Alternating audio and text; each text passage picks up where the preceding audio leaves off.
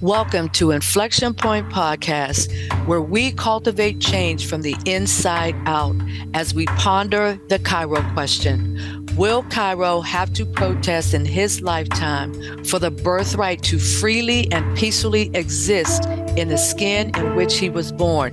We stand on the belief that dismantling racism goes beyond laws and legislation or politics and economics. Here, anti-racism activation is presented as an inside job where personal transformation and accountability impact social change. So take a seat at the anti-racism activation table with Inflection Point Podcast. Well, hello, and welcome to the latest episode of Inflection Point Podcast. We are dedicated to anti-racism activation and the art of listening in authentic conversation, engagement, and action. I am your host, Anita Russell, and here's a quick hello from co-hosts Mavis and Gail. Hi, I'm Mavis Bauman. Thanks for tuning in. Hi, I'm Gail Hunter, and welcome this evening. Excellent. So if you've been following us, you know that in 2025, we've been really focusing on community engagement and the grassroots of change. So throughout this year, what we're doing is exploring stories and strategies and successes of community-driven movements that are making a difference. And the episodes will focus on theory, sometimes on practical examples, but the idea is to allow our audience to gain insights that they can then apply in their own real world community engagement efforts. So we're here to provide information for people who are out there who are doing this work on an everyday basis. So in this particular episode, our topic is a case study of the Kellogg Foundation. Yes, that's the cereal people, in case you're wondering. But the truth of the matter is those cereal people do some serious work behind the scenes and what the brand is all about and that sort of thing.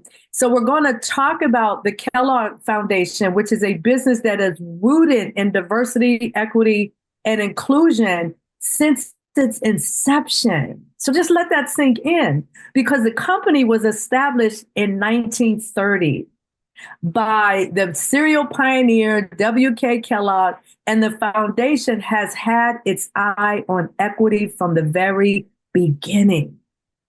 Just kind of let that sink in. That's pretty darn powerful. So this is an organization that has worked to advance its own understanding of the barriers of equity and then ultimately the impact on children, and to evolve its own programming to remain innovative and responsive to the ever-changing needs of society. I just love the way that sounds. We started this in the 1930s, and we do this work in response to how society's needs are changing. And so you think about how different our needs are today, Mavis and Gail, than they were in 1930. Like neither one of us was even alive in 1930. So we don't even have like a personal reference point to say, you know, what it may have been looking like, but just to be a company and have a company that recognized the importance of equity since its inception, I just find that particularly powerful. It's amazing that the foundation did that they actually were open to equity and diversity, and being able to be anti-racist, and they were really working very hard to develop that in the foundation. It's amazing. Yeah, absolutely. Maybe you want to comment?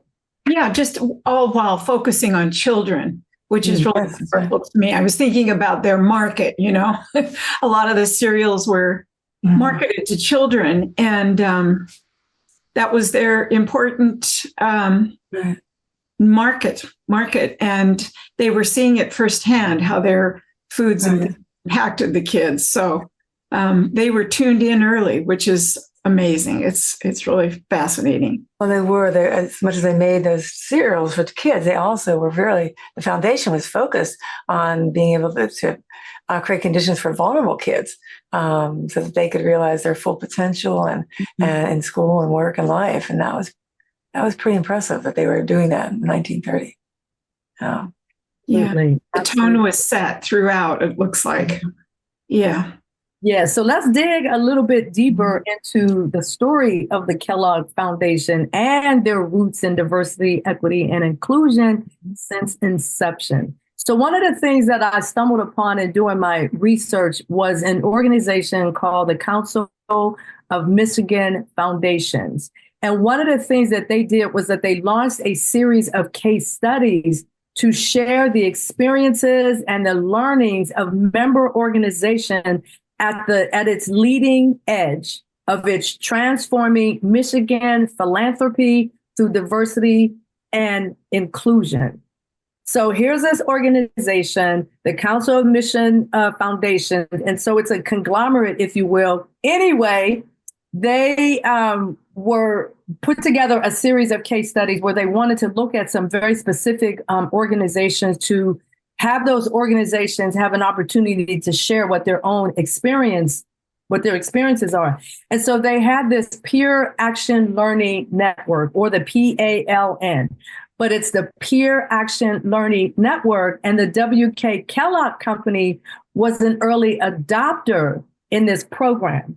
And so the program was a year-long engagement program that was designed to strengthen the participants' foundational capacity in the area of diversity and inclusive leadership and management and grant making and all of that. And so the Kellogg Foundation became one of those organizations that participated in this program. And I have a specific quote here it's from the gentleman who was the Sterling Sperrin, who was the president and CEO when they were going through this type of program. We had been working with the Diversity Advisory Council and with a healing racism approach to training and experience. We were very committed to this as an organization, but the work is never done. So this is a really profound statement, I would say, that the work is never done because there are always new frontiers of experience and learning. And so if you let that kind of statement sink in and just think about where we are today, right? You think about, when I think about my corporate experiences in diversity, equity, inclusion, although at the time it was basically just diversity and inclusion, in that sort of time period of my career compared to now, the conversations are very, very different. And there's this more profound recognition, I would say, of the necessity for diversity, equity, inclusion conversations in organizations and leadership and all of that. So when I think about some of the things that happened earlier this year where people kind of bowed out of their DEI work and everything, I look at that as a huge mistake. And I don't see that. I basically see that as an organization making a choice to bow out of something that they may not have been 100% committed to in the first place. So that's the thing, when you're doing this work performatively, and when the climate changes, it's much easier for you to exit because you're not really rooted in the commitment to do this work. Mavis, Gail, your thoughts? I think prior to 2025, I think, organizations that were dropping out were doing that because they weren't totally committed in the same way that I think a lot of organizations have been. I think things have changed considerably since there's a new government in place, and it's there are people that have any connection to federal government have been forced into having to let go of DEI and reframing that. So I think that's altered things a little bit for many foundations, many companies, and corporations too. Oh yeah, absolutely. Yeah. Absolutely. Definitely the corporations. I mean, we can name off some of the corporations who kind of, the way I look at it, you basically just ditched your DEI work. And again, for me personally, it just calls into question what your deep-seated commitment was in the first place. For those that dropped out prior to that, yes. Yeah, that's definitely the question for that. Yes, that's my point. Yeah. Chris, your thoughts? Oh, I just have so many. I'm trying to pick one. I wondered if our listeners aren't a little bit surprised that we're talking about DEI today, because it has become the current euphemism, basically, for racist behavior. And it's racism that is kind of the air behind this abolition of all of the DEI programs. There's so many aspects, different ways of working with diversity, equity, and inclusion within any organization. No two organizations are the same. There were so many ways to go about it that to prohibit it in a wholesale way makes no sense for any organization. And they're going to find that out later. And in fact, the rhetoric that we hear is that it is discriminatory towards white people, which is just not true. It's just not true. So I just would like our listeners to really keep their minds open about what it is. It's never about what you think it is. Just like, the term just escaped me. So that equal employment, it's not equal employment. Come on, help me out here.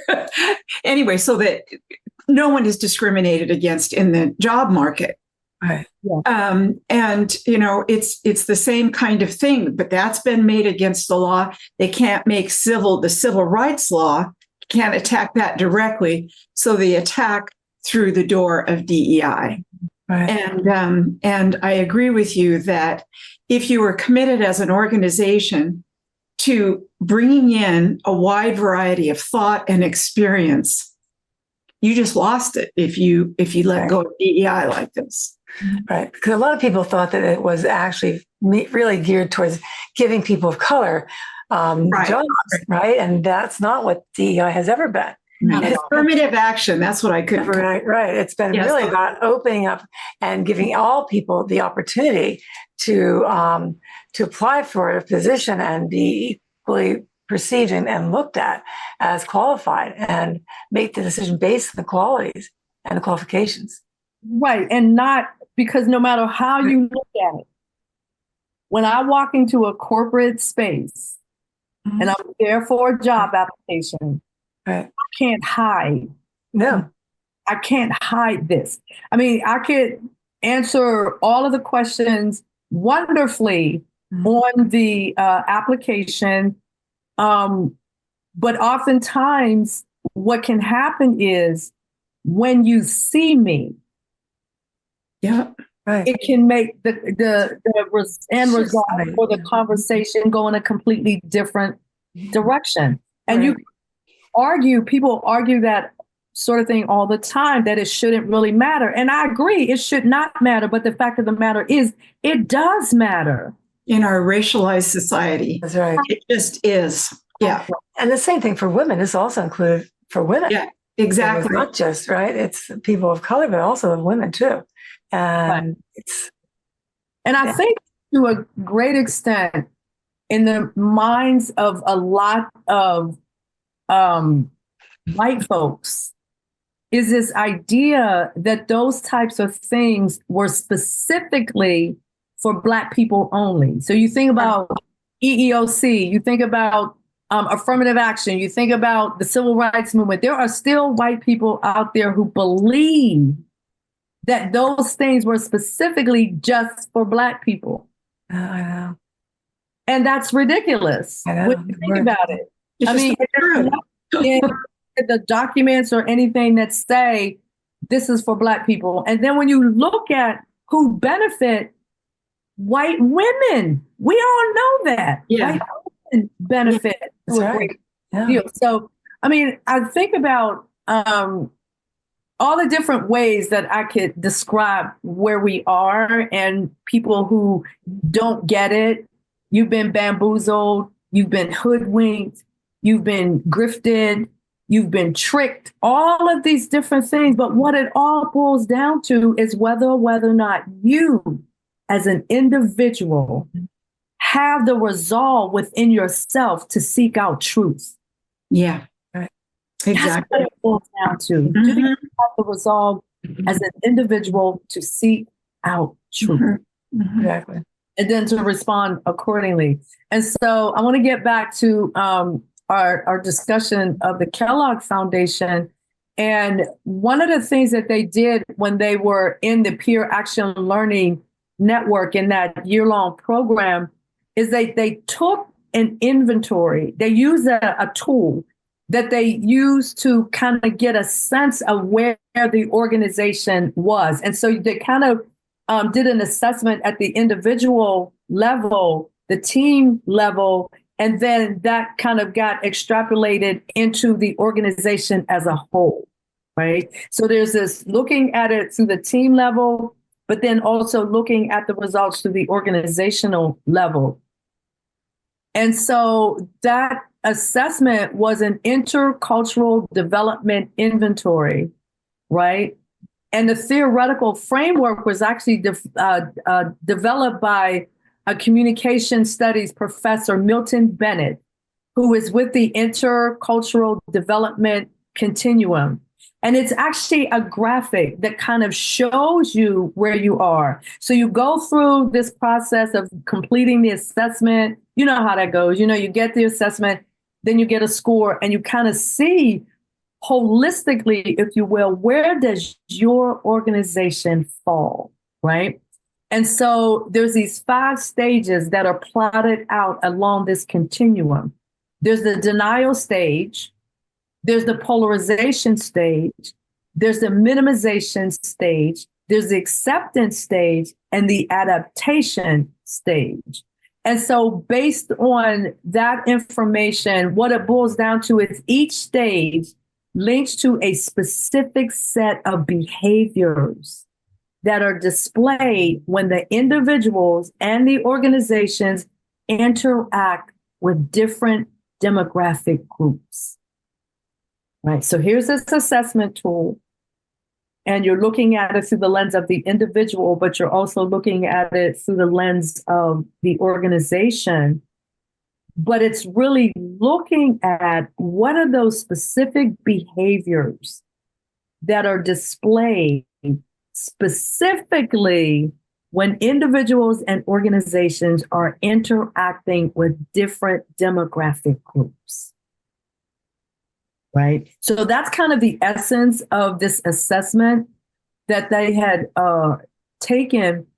And one of the things they came to understand was that for all of the foundation's intense focus on racial equity, they have been thinking about diversity from a counting people perspective rather than people counting perspective, which I thought was really kind of interesting, because where they fell on the continuum was in minimization, right? And minimization kind of, in their interpretation of that was, so here's another quote that came from Sterling Sparron, who was the president and CEO at that time. We really wanted to hire people who are different. So when they get here, we don't want to try to make them all be the same. That is to have a culture where, yes, the people look different, but we expect them to all act in the same way. And we all know what that word is. Assimilation. Assimilation, exactly. And assimilation is defined as a process in which a minority group or a culture come to resemble a society's majority group or assimilates the values, behaviors, and beliefs of another group over their own. And so what they were discovering about themselves is that they were really, really good with the hiring part. But then there was this sort of this expectation, if you will, of assimilation, which when you think about it, kind of sort of defeats the purpose of having a diverse population in the first place. If the idea is to bring different experiences and to bring different perspectives, and then you take them and try to mold them into this one unified thing, you've just completely defeated the purpose of you doing the work that you're doing. Your thoughts? Well, I was just thinking, isn't that the case wherever there's a group of people, there's kind of an internal force to start to be like each other and to, I don't know, perhaps push people out in some way if they don't conform. Mm-hmm. It's just kind of a natural thing to do.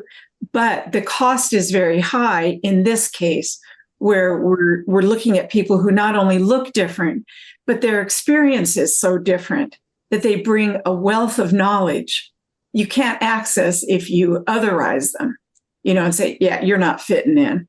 Exactly. And I'm pretty sure I've shared with you, the two of you, how at one time when I was in corporate America, there was literally certain aspects of my identity that I would check at the door before I went into my office space. So there were certain things that I would sort of modify, if you will, in order for me to fit into this space, but not necessarily to the degree that I lost my own identity. Right. And I think that's what can be the problem when I'm coming into this office space every single day and my identity is not respected. Because the assimilation process is what is overarching, even though there are some parts in that assimilation process that I now will water down, even though part of that watering down means that I'm watering down my perspective. And if you brought me in here from the first place to bring a different perspective, you're completely defeating the purpose. Right? Right.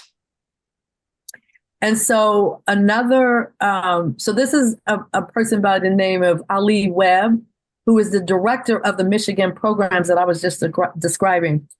You could have a diverse board and a diverse staff and still not have an equitable organization. That's a very powerful statement. So the notion of inclusion of different voices goes beyond simply counting or simply managing the numbers. Right. That's a very, very powerful statement. And it breaks apart the different dimensions. So if you're talking about the diversity piece, you're talking about the inclusion piece, but you're not really talking about, do we have an equitable organization? So all three of those elements work together. Ideally, they work together, right? And so some of the lessons for success, if you will, that came out of that was, number one, accepting where you are as an organization. So if you get the results back and it says your organization is in the denial phase or the denial stage, you need to be prepared to deal with that. Yeah. And face the reality of that and make some choices about your organization and how you are going to minimize that, right? Or change that. The second one is, don't expect people to change overnight. This is not easy work by any stretch of the imagination, especially when you go back to the statement that we made earlier that this is an ever change, society is ever changing. So you're always having to make new adjustments, right? And so it's this idea of not expecting things to change overnight. And it also requires to be accommodating when it comes to different learning styles. People learn in their own ways and sometimes on their own timetable. When I think about when I was getting my master's degree and reading the work of Paulo Freire, how that really, really rang true for me is really understanding that people learn in different ways, right? And then finally is don't judge. People have their own legitimate starting points that are based on their own personal histories and their experiences. So ultimately, the lesson learned was that a foundation committed to equity and the eradication of structural and systemic racism must broaden its own views on diversity and inclusion.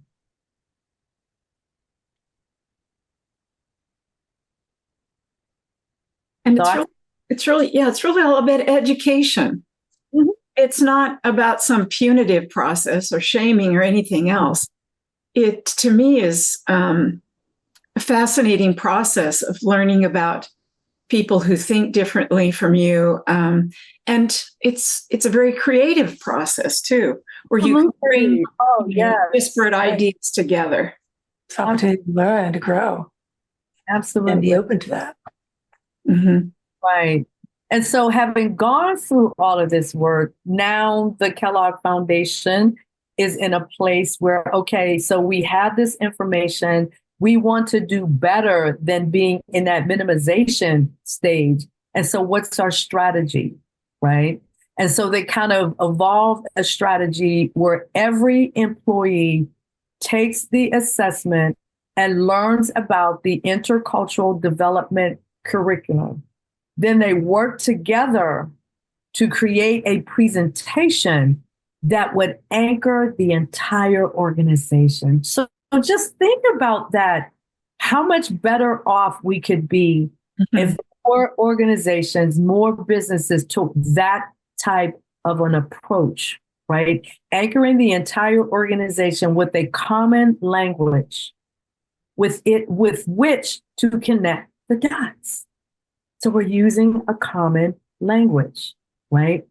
And then that was their strategy. So their action was developing this idea, this belief that this is our value, that diversity plus inclusion equals equity. So you have to have all three of those elements. You have to have a mindset that provides a language and a path that can be used to guide the teams and use in their interactions, not just within the organization, but they also be able to have these types of conversations and interactions with the partners from the organization, okay? Or the partners with the organization, I should say. Mm-hmm. So we need to take a quick break. And then after the break, we will come back and continue our conversation.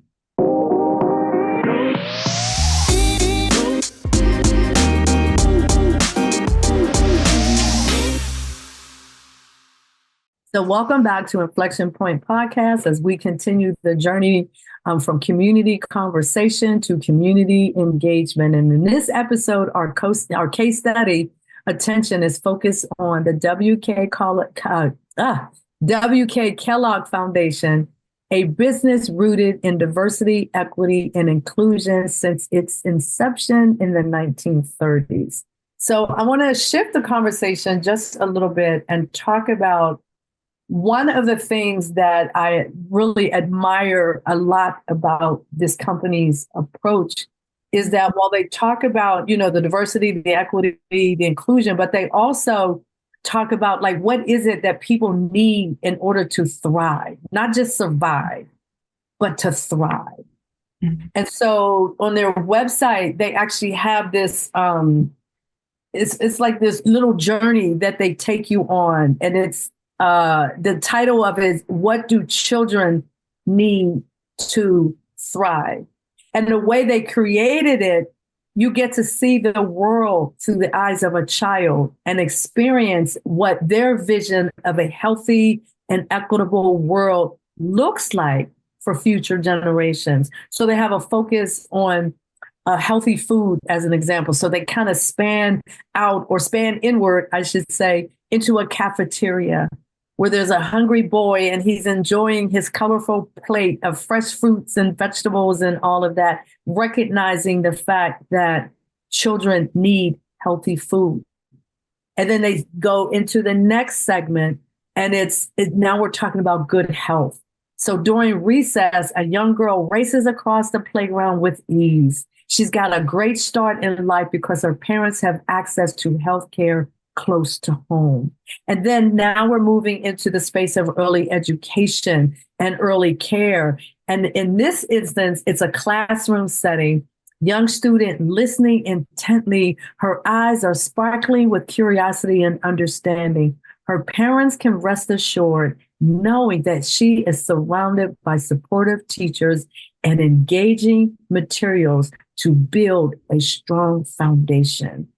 And then it goes in even more, and it's talking about families with good jobs and good career prospects. An aspiring artist is painting the walls of her new apartment and her home with her mom. Her family is putting down roots thanks to a stable job, good income, and an engaging career.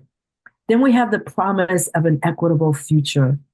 Working in her classroom on a project about heroes who changed the world, this future firefighter feels inspired and hopeful. She knows her community provides the opportunity to succeed and chase her dreams.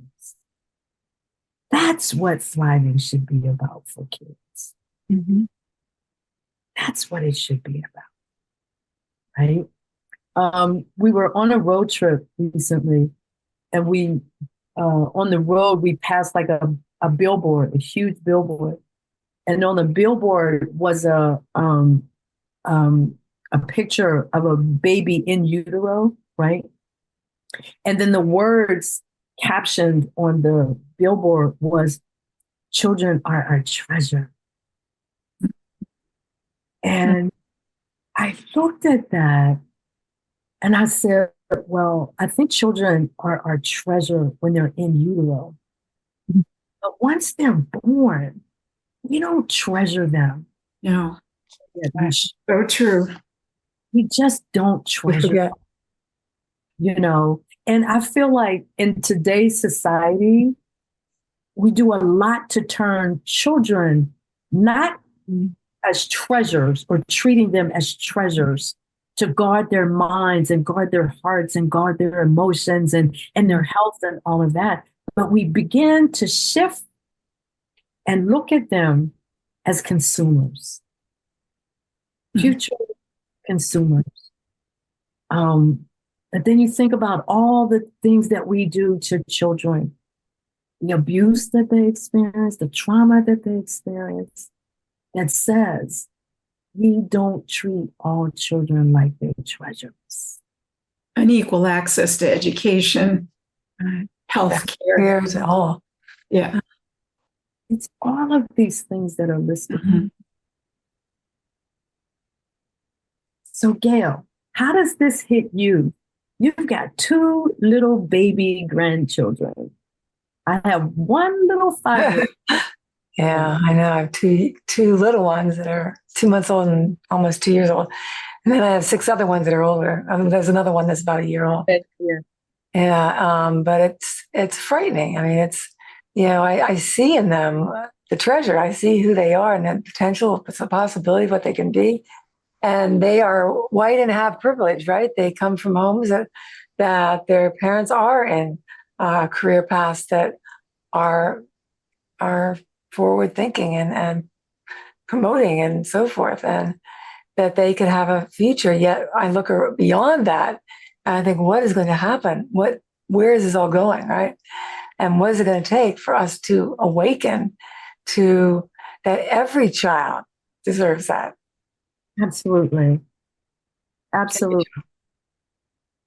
So you can't have this generic in utero child and say that that's our treasure. Right.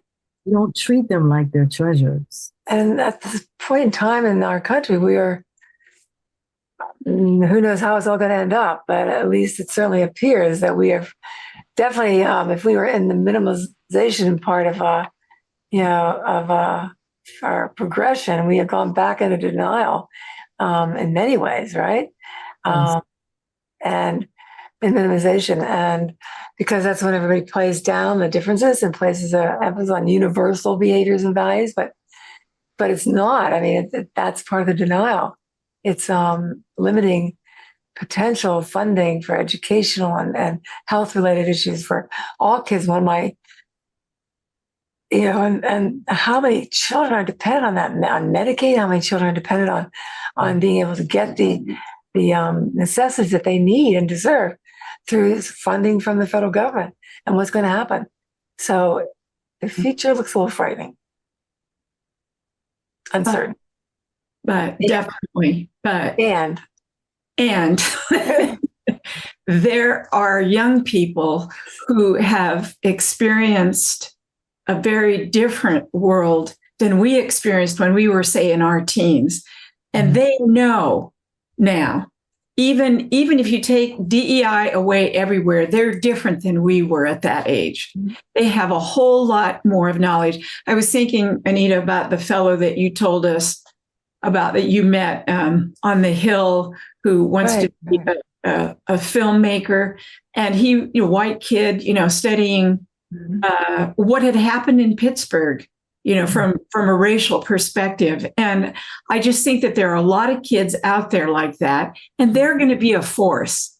We may not hear them very much yet because we're hearing things from the top level, but I am believing that they are going to grab this tiger at some point and say, In fact, I was listening to a podcast today about DEI and affinity groups, especially within a campus. And this fellow said that he was at Vassar. He said the head of the Black affinity group was a white guy. He said, we all hung out in the same hall. We were all friends. We were just all friends from, some time ago. So that denial stage is way in their past.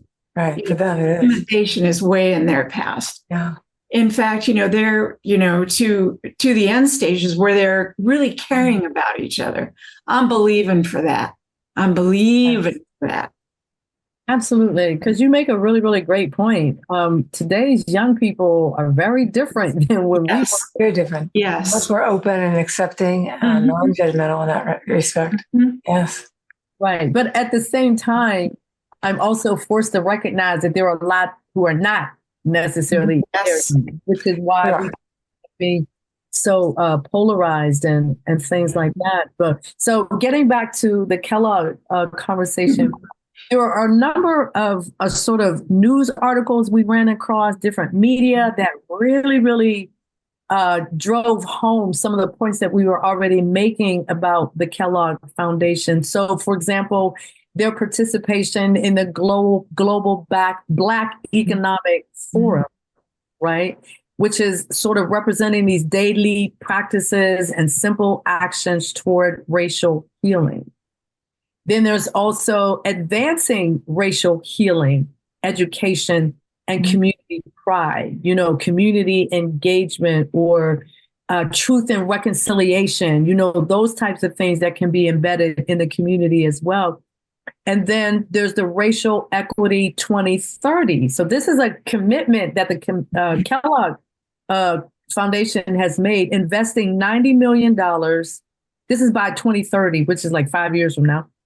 Investing $90 million to fund bold solutions that will create a more equitable future for children around the globe.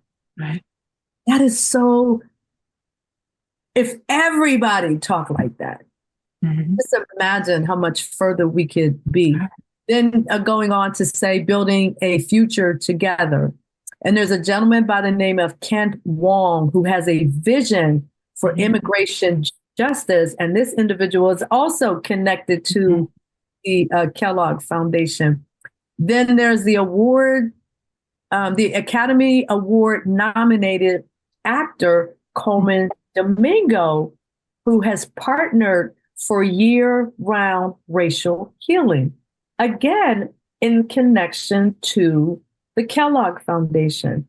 And then there's how faith communities are centering racial healing, right? And then the power of racial healing coupled with community engagement. So this is the path. I feel like this is the kind of path that we should be on, right? Collectively, holistically, all of that, so that we can move beyond where we are now. I mean, it's totally going to be a major challenge to do that. I totally understand that, believe that it's a challenge and all of that. But when I see organizations such as the Kellogg Foundation that have made that commitment that this is who we want to be, there's power in that. And they did it long before Right. Civil Rights Act, so it was not popular, I'll bet, at the time, but they have stuck with it. And I'm just also believing that there are many people out there in organizations who are committed and are as saddened as we are about what's happening currently within the federal government. But we're a force, we're a force, and we're not going to stop. I would imagine that many of them are not going to stop. It would be, just soul crushing. I even saw where the Lutheran Evangelical Lutheran Church is very active in this, and I grew up Lutheran, and I thought, well, that's pretty amazing because we're very inward looking. But they talked about training within the church so that they could reach outside the church, and that's exciting. The church could really shine at this point if they become more visibly involved this way.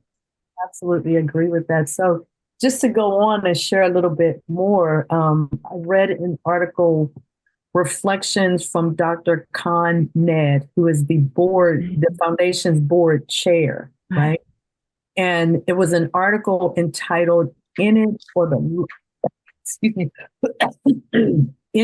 Long Haul. And he makes a number of really good points. The vision was born and the seeds of our organization were planted nearly a century ago, right? Supporting health equity for children and families, strengthening our roots outside of the United States, and acting in solidarity for equity. These are their long haul commitments, right? And you tie that to one of the things that I had mentioned earlier is this idea that you have to be willing to be flexible because the needs of society and all of that are changing. It's a very dynamic environment that we're in. And unless you're rooted and grounded in doing this work, it's easy to get off track. But I see them as a company that is rooted and grounded in doing this work. So it's very exciting. It's very exciting. So I looked at a video of the 2023 Essence Festival, and it was a panel discussion. And it was led by Lejeune Montgomery Tabron, and she is the W.K. Kellogg president and CEO, right? So she was in a conversation with Tyler James Williams, who, if you remember the show Everybody Hates Chris, he's the actor from that show. He's the Chris, all grown up and mature now and all of that. But she makes the statement we're reflecting on the Supreme Court decision yesterday, which, as we believe, takes us back. And this is a reference to the affirmative action decision. Oh, okay. Takes us back on our efforts to provide quality and equity within the education system. But this will not deter us. We are going to continue to move forward. And in fact, we're learning solutions that work. And we will continue to create those pathways for our young people and children of color, right? And so on another piece of information, something called the power of the network emerged as we embarked upon a journey of reimagining the Fellows Network. So this is in relation to something that they have at the company called the Global Fellows Network, that it was important for us, and this is the same woman speaking, it was important for us to have Sankofa moments, right? Going back to the past and taking what is useful from the past and bringing it into the future.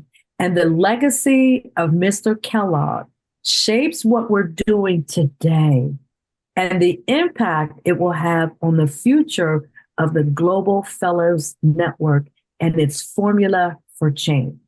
And its formula for change is connection, collaboration, action, coupled with cooperative planning, intelligent study, and group action. So when you think about all of this stuff and how it all dovetails together, there is definitely the possibility and the potential for us to break free from this burden that we have on us right now that is still residual racism, institutionalized racism. It's racism that is there because it has been woven into our history. And if we don't recognize that and take some steps to really do something that can impactfully change the future, I don't want to be in this place that we're in right now. That's 8 years. We won't survive. Right. Well, change has. We are as a nation. We will not survive. Gail, you were saying? I was just going to say, change has two parts: awareness and then acting on that awareness. And we have to keep the awareness conscious, right?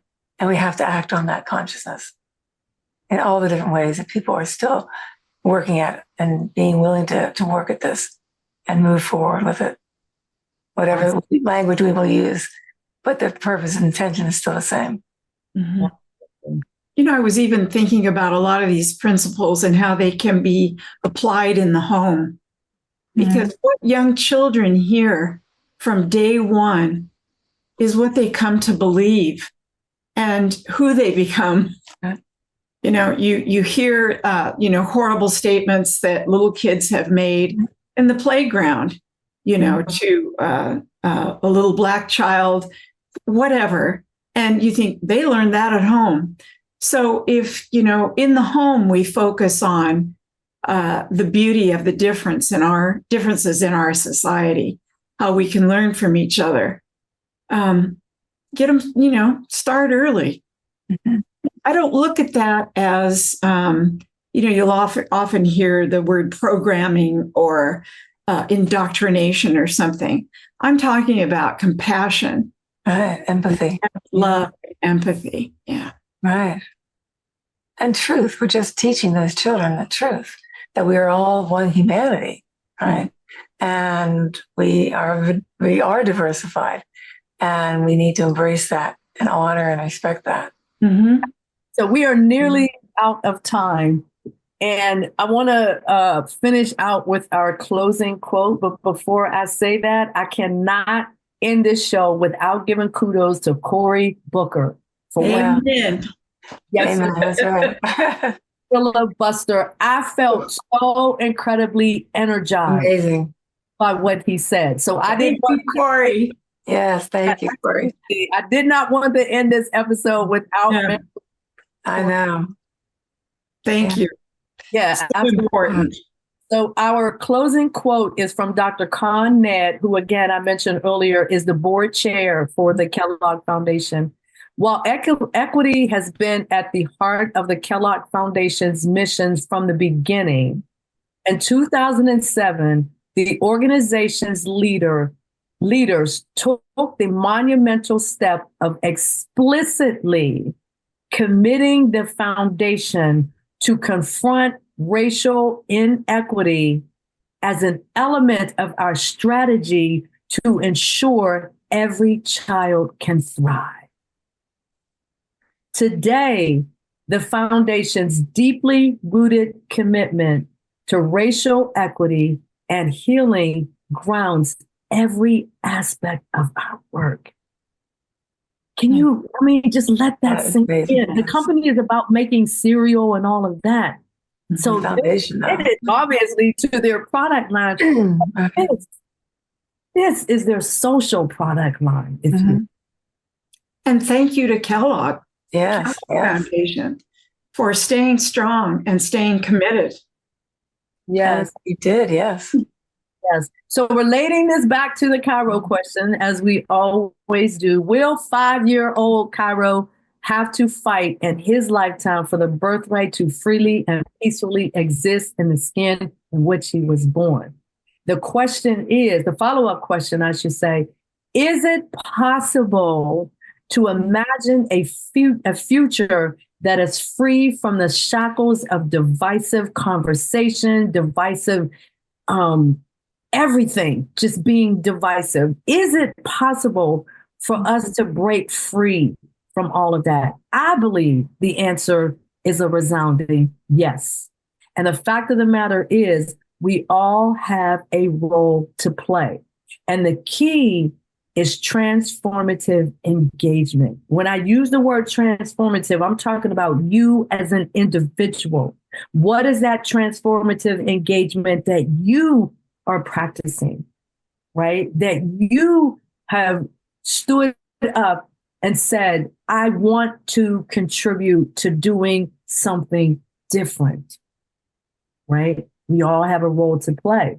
And you can actually start by joining the conversation, the Inflection Point podcast conversation on our private Facebook page. And it's under the podcast name on Facebook of Inflection Point Podcast. So please, that is our final call to action, is to go on to Facebook and join us. Join us in the conversation as we continue our community engagement and the grassroots of change. So we will see you next time on Inflection Point Podcast. We're here every first and third Wednesday of the month, 3 p.m. Pacific time, 6 p.m. Eastern time. And I bid you all farewell. Bye. Thank you for listening to Inflection Point Podcast, where our mantra is cultivating change from the inside out. The journey towards anti-racism and social change doesn't stop here. Truth, reconciliation, and healing come from ongoing, open, honest, and deliberate conversations. Continue to dive in and deconstruct your thoughts, ideas, and beliefs as we band together to manifest social change. Tune in to Inflection Point Podcast every first and third Wednesday at 3 p.m. Pacific, 6 p.m. Eastern, here on TransformationTalkRadio.com for more conversations about how we can cultivate change from the inside out.